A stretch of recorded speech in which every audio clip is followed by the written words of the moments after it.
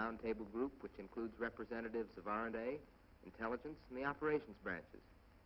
MO's production officer, Lieutenant Roger Starr, outlines the plan. Project Gold Dust is to be its code name. The campaign, aimed at inducing Jap troops to surrender, is to be based on the order which we have seen Mitsukato and Sequoia forging. How to get the order into the hands of the 18th Division commander.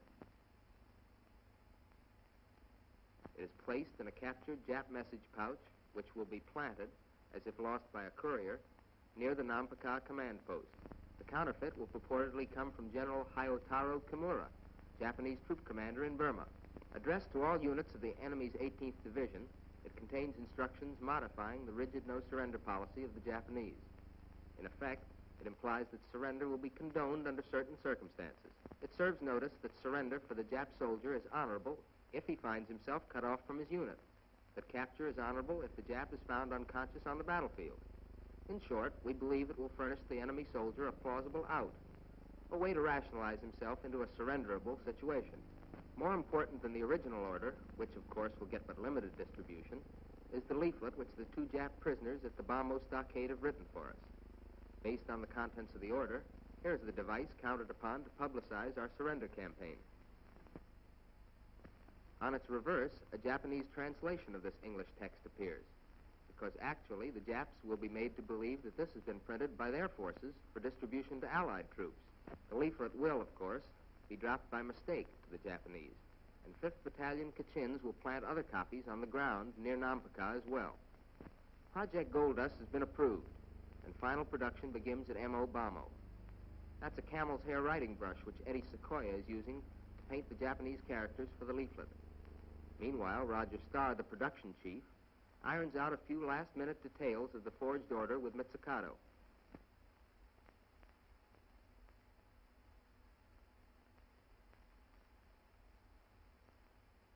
Then he gets together with Nathan. The rumor, which has been radioed to Sturgis at Shwegu, is calculated to deprive the Japs of native labor in the Nampaka area. Later, we'll see it in operation. Press time for the leaflet. It's to be multilith. The final mat, the keystone of the lithograph printing process, goes to Sergeant Baker in the mobile production van. The press starts rolling. This self-contained 2.5-ton production unit houses complete printing equipment and a photo lab.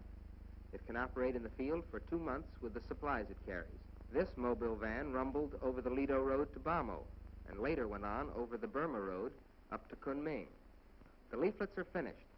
Here we see them being cut and trimmed, ready to start on their last lap, distribution.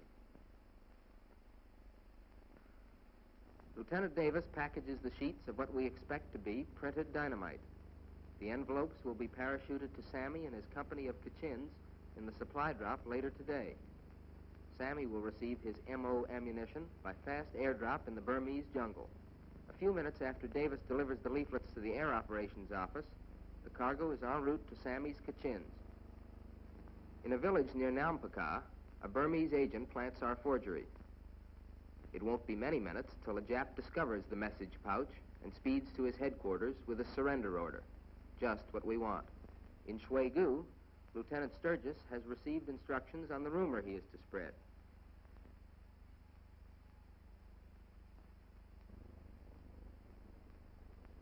He goes to call on Mrs. Anderson, a Shan woman and widow of an Anglo-Burmese who was killed fighting Japs. Have you heard the news, Mrs. Anderson? The Japs expect to pull out of Nampaka soon. They plan to kill all the Nampaka men before they leave. Many people are already taking to the hills for safety. Sturgis is counting on Mrs. Anderson, who, like most women, can't resist circulating gossip. If the rumor spreads as it is bound to, the mass exodus of natives in the area will leave the Japs without a labor supply. The rumor seed planted, Mrs. Anderson goes to the Shwegu Bazaar, sounding post for all community news.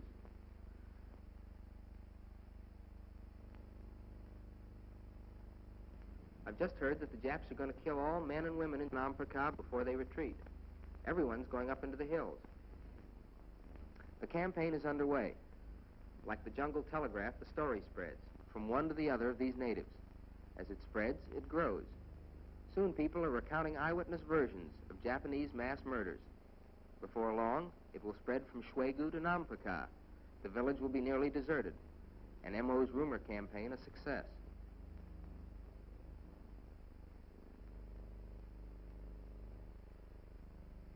Meanwhile, in the Burma jungle near Nampaka, 101's Kachins, the 5th Battalion led by Sammy, are underway with their phase of the MO mission. A patrol of these crafty warriors is just completing distribution of the surrender leaflet along a trail frequently used by the Japs.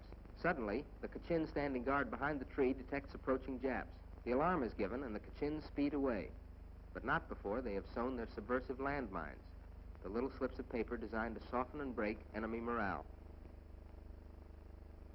Next day, a carrier pigeon swoops into the message loft at 101 headquarters. The message it carries, as phoned to Major Bolt, tells the story.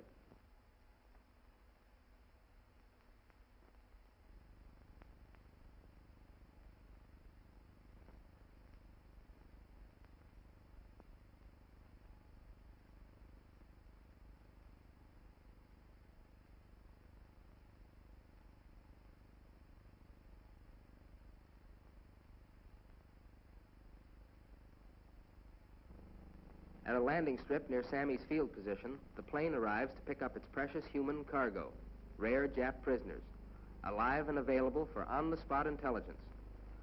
These Japs are the payoff, the fruits of a carefully planned subversion campaign, the payoff in results for the men of OSS Detachment 101, for the loyal Kachin tribesmen, and for the field-tested techniques of the Morale Operations Branch.